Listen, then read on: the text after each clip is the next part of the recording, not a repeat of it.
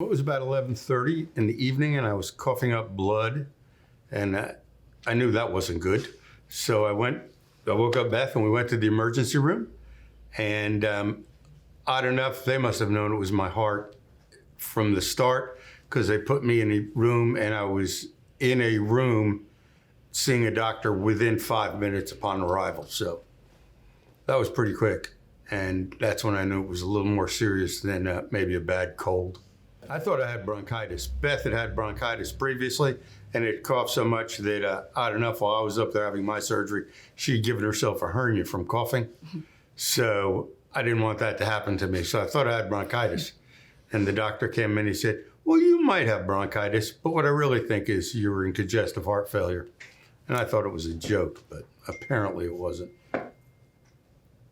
I didn't think I had symptoms, but since I've recovered from the surgery, I realized I had symptoms because I feel so much better. It was absolutely terrifying. We could not even wrap our heads around it. We would, after the heart cath, and they explained that it was the aortic valve and the aneurysm and a blockage, and they talked to us about the surgery they were going to have to do. I had to call all 4 kids and explain to them what was going on, and I couldn't do it without crying. It was just absolutely terrifying. He actually had a bypass to the coronary artery that was blocked. And what the main problem or the main reason for his symptoms was the development of a leaking aortic valve, and consequent to that was a dilatation or enlargement of the first portion of the aorta, where the aorta comes out of the heart, which is connected to the aortic valve. So not only did the valve have to be replaced, but the first section of the aorta, probably 4 to 5 inches of the aorta, had to be replaced. I don't think I can say enough. Obviously, the doctors were phenomenal.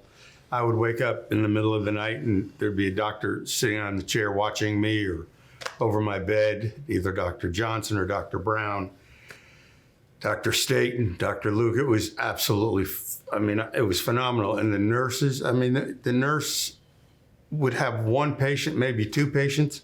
So the care and the attentiveness of the nurses was phenomenal. And I guess if you're up there 54 days, they were kind of like family by the time I left. But yeah, absolutely. Success stories like this, and all the success stories that we have, it's a team effort. It's a team effort from the people in the ER, the doctors and nurses in the ER, the doctors and nurses on the floor, the respiratory people, the dietary people, the people that clean the floor. Everybody that, especially on our floor, because that's where we have the most involvement, has one goal in mind, and that's for people to get well and go home. When I left the hospital, Dr. Johnson and Dr. Brown told me that I'd feel better than I did in 10 years. And I kind of thought that was a pep talk, so I'd have a positive attitude when I left, because it took a month or 2, and I feel better than I have since I can remember. I'm never short of breath. I don't get winded as easy. It's like a new life. It's a new lease on life, certainly. I feel great. And they said I would, and odd enough, they were right. That's what makes them doctors. And I've said it to them, and I will sing Dr. Johnson and Dr. Brown and Dr. Staten and everybody on that floor's praises till the end of my days. They were very respectful, took the time to explain things to me. I never felt intimidated. I never felt stupid.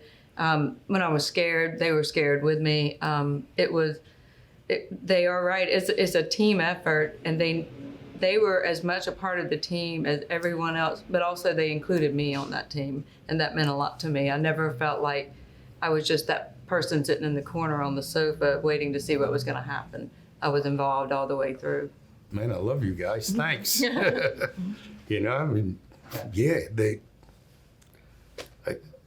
I guess up until that point, I was like a dead man walking. That aneurysm burst, or the aorta started leaking, and apparently that's what was happening when I was coughing up blood. So, yeah.